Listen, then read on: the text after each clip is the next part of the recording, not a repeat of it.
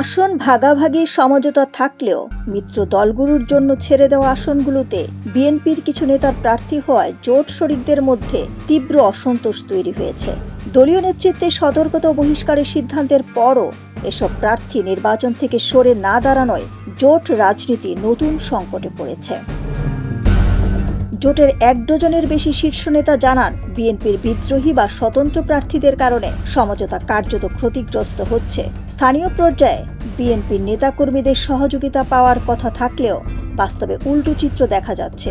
এতে ভোটার বিভ্রান্তি বাড়ছে এবং মাঠের সাংগঠনিক কার্যক্রম দুর্বল হয়ে পড়ছে। দলীয় সূত্র জানায়, শরিকদের জন্য বিএনপির মোট ১৪টি আসন ছেড়েছে।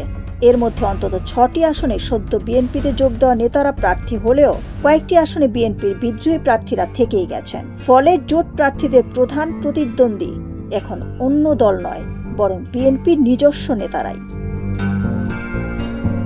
ঢাকা ১২ আসনে বিপ্লবী ওয়ার্কার্স পার্টির সাইফুল হকের বিরুদ্ধে বিএনপির একজন বহিষ্কৃত নেতা স্বতন্ত্র প্রার্থী হিসেবে নির্বাচনের ঘোষণা দিয়েছেন। সবচেয়ে বেশি টানাপোড়েন বগুড়া ২ আসনে। নাগরিক ঐক্যের সভাপতি মাহমুদুর রহমান মান্না অভিযোগ করেছেন, মনোনয়ন প্রক্রিয়ায় তাকে সাংগঠিতভাবে বাধা দেওয়া হয়েছে। পরে যারা বাধা দিয়েছিলেন তারাই বিএনপির টিকিট পেয়েছেন বলে জানান তিনি। একই ধরনের অভিযোগ উঠেছে ঝিনাইদহ ৪ আসনেও। সেখানে বিএনপিতে যোগ দেওয়া রাশেদ খান বিদ্রোহী প্রার্থীর সমর্থকদের কাছ থেকে হুমকির অভিযোগ তুলেছেন। পটুয়াখালী ৩ আসনে গণ অধিকার পরিষদের সভাপতি নুরুল হক নূরের বিরুদ্ধেও বিএনপির বিদ্রোহী প্রার্থী রয়েছে। তবে নীলফামারী ১, ব্রাহ্মণবাড়িয়া ৬, হবিগঞ্জ ১, কুমিল্লা ৭, কিশোরগঞ্জ ৫, লক্ষ্মীপুর ১ এসব আসনে বিদ্রোহী প্রার্থী না থাকলেও মাঠ পর্যায়ে নিষ্ক্রিয়তা ও অসহযোগিতার অভিযোগ রয়েছে। বিএনপির যুগ্ম মহাসচিব সৈয়দ ইমরান সালেহ প্রিন্স জানিয়েছেন, দলীয় সিদ্ধান্ত অমান্য করে কেউ প্রার্থী থাকলে তাকে আজীবনের জন্য বহিষ্কার করা হতে পারে।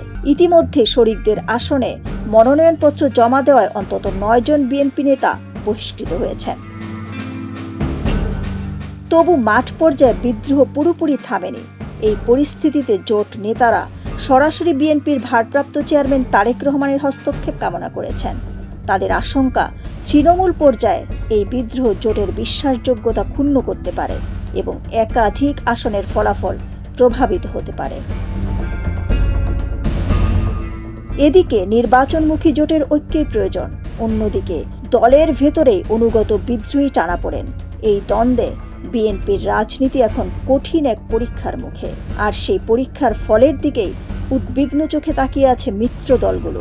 ডেস্ক রিপোর্ট, সোনালী নিউজ।